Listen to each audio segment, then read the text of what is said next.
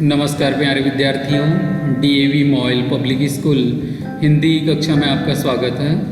आज मैं आपकी कक्षा 9वीं में हिंदी के संचयन पाठ्य पुस्तक से पाठ 2 स्मृति के दूसरे भाग पढ़ाने जा रहा हूँ। इसके पूर्व वीडियो में मैंने आपको स्मृति कहानी, जो कि लेखक श्री राम शर्मा द्वारा रचित है, उन्होंने अपने जो रोमांचक कार्य थे उनका वर्णन बड़े ही रोमांचकारी ढंग से प्रस्तुत करने का प्रयास किया था। आइए जानते हैं पाठ के प्रश्नोत्तर को। आज देखते हैं पाठ में जो आए प्रश्न हैं उनका उत्तर कैसे लिखें। इनको समझकर आप अपने आधार पर भी, अपने तर्क के आधार पर भी उत्तर अपनी अभ्यास पुस्तिका में लिख सकते हैं। संचयन पाठ 2 स्मृति भाग 2 और लेखक है श्री राम शर्मा जी। प्रश्न अभ्यास में हम देखते हैं प्रश्न क्रमांक 1, भाई के बुलाने पर घर लौटते समय लेखक के मन में किस बात का डर था। तो भाई के बुलाने पर घर लौटते समय लेखक के मन में बड़े भाई की मार का डर समाया हुआ था। वे सहमे हुए घर की ओर चले जा रहे थे, बढ़ते जा रहे थे। मन ही मन सोच रहे थे कि उनसे ऐसा कौन सा अपराध हो गया जिसके कारण उनको जल्दी घर बुला रहे हैं उनके भाई साहब। और उनको आशंका थी कि कहीं झरबेरी तोड़ने और खाने की खबर तो उनको भाई साहब को न लग गई है। भाई साहब की धुनाई से सहमे हुए, उनके मार से डर से हुए लेखक ने डरते डरते घर में प्रवेश किया। इस प्रकार से बड़े भाई के बुलाने पर इन सारी बातों को लेखक सोचने लगा। दूसरा प्रश्न देखते हैं। मक्खनपुर पढ़ने जाने वाले बच्चों की जो टोली थी, रास्ते में कुएं में ढेला क्यों फेंकते थे। ये तो पता ही है आपको, क्योंकि कुएं में कौन गिरे हुए थे? सांप, एक काला सांप। मक्खनपुर पढ़ने जाने वाले बच्चों की टोली अपनी बाल सुलभ चंचलताओं के लिए प्रसिद्ध थी, और यही वानर टोली थी जो रास्ते में पड़ने वाले कुएं में ढेला फेंककर सांप के क्रोधपूर्ण फुसकार पर कहे लगाती थी। पहले दिन कुएं में ढेला फेंकने पर वे चकित और भयभीत हुए थे, परंतु ये तो अब उनकी नियमित दिनचर्या बन गई। गांव से मक्खनपुर जाते और मक्खनपुर से लौटते समय ये लोग कुएं में ढेला फेंकते थे। सांप से फुसकार करवा लेना बच्चे बहुत बड़ा कार्य समझते थे।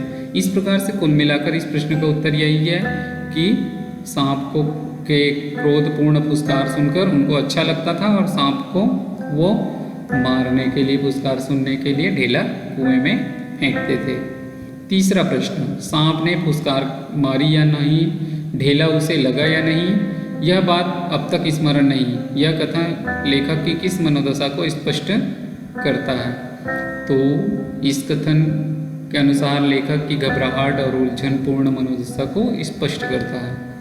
कुएं के पास से गुजरते हुए नियमित आदत के अनुसार सांप के फुसकार सुनना, जैसे ही उसने एक हाथ से टोपी उतारते हुए उछलकर सांप पर ढेला फेंका, वैसे ही टोपी के नीचे रखी तीनों चिट्ठियां चक्कर खाती हुई कुएं में जा गिरती है। भाई साहब की जरूरी चिट्ठी को कुएं में गिरते देखकर लेखक डर सा जाता है। उन चिट्ठी को उतारने के लिए उन पकड़ने के लिए झपट्टा भी मारता है, मगर वो तो कुएं में गिर जाती है। अब लेखक घबराहट के कारण कुछ सोच भी नहीं पाता है, उनको दिमाग में नहीं आता है। ढेली की चोट से सांप का आहत होना और फुसकारने की आवाज़ उन्हें सुनाई ही नहीं पड़ती। निराशा था उनके मन में, पीटने का भय था मन में, उद्वेग से उनकी आंखें भर गई थी कि अब क्या करूं। तो इस घबराहट के कारण उनको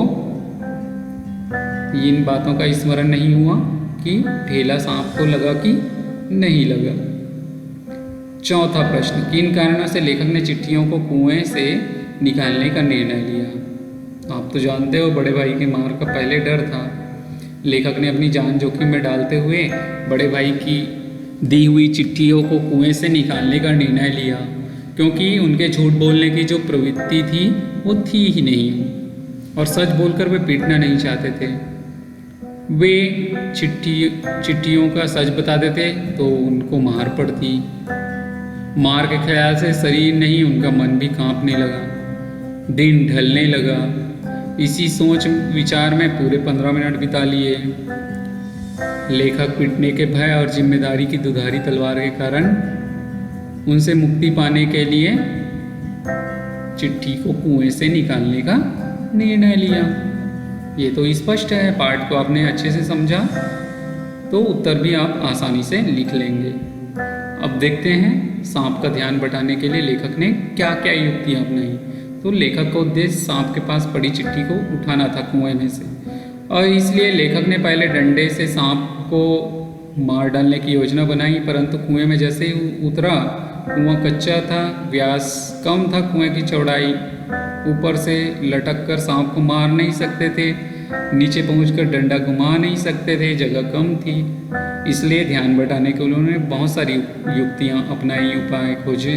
उनमें सबसे पहला है, उन्होंने क्या किया, कुएं की मिट्टी सांप पर डाली जिससे उसका ध्यान कुछ पल के लिए भटक गया। उन्होंने चिट्ठी को अपनी ओर खींचने के लिए डंडे को सांप की दाईं ओर बढ़ाया। सांप ने डंडे पर अपने फन से चोट किया और उस पर अपना जहर उगल दिया।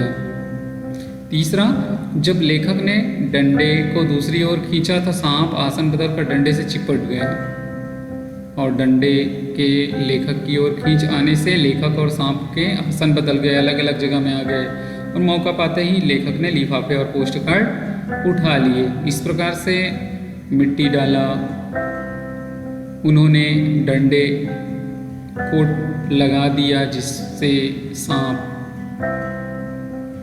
उस पर अपना फन और डंक मारा। लेखक और सांप का स्थान बदल गया। लेखक ने चिट्ठी और पोस्ट कार्ड को पकड़ लिए। इस प्रकार से ध्यान बटाने के लिए उन्होंने ये युक्तियां अपनाई। अंतिम प्रश्न, कुएं में उतरकर चिट्ठियों को निकालने संबंधी साहसी जो कार्य था उनका वर्णन अपने शब्दों में करना है। तो बच्चों, आपने जो कहानी पढ़ा उसके आधार पे लेखक ने किस प्रकार कुएं में उतरा, चिट्ठी को निकाला, इसका पूर्ण विवरण अपने शब्दों में आप लिख सकते हैं। आइए देखते हैं कैसे लिख सकते हैं। तो लेखक ने डंडे से सांप को मारकर चिट्ठियों को निकालने का दृढ़ संकल्प लिया, योजना बनाया, धोतियों को जोड़ा, एक से एक धोती को मिलाकर पांचों धोती को जोड़कर कुएं में डाल दिया, लाठी भी बांधी उसमें। कुएं का व्यास कम था और नीचे मिट्टी जो दीवार पर लगी हुई थी कुएं के, उसको सांप के मुंह पे मारा। सांप इधर उधर हुआ और सांप का फन आगे पीछे हुआ, चिट्ठियों के पास पहुंचा और चिट्ठियों के पास पहुंचने के बाद दोनों का आसन इधर उधर बदल गया। फिर अंतिम समय में चिट्ठी और पोस्ट कार्ड को लेखक ने उठा लिया। इस प्रकार 11 वर्ष की उम्र में ही अपने बाहों के सहारे 36 फुट का जो कुआं था उस कुआं से वह चिट्ठी उठाकर बाहर निकले।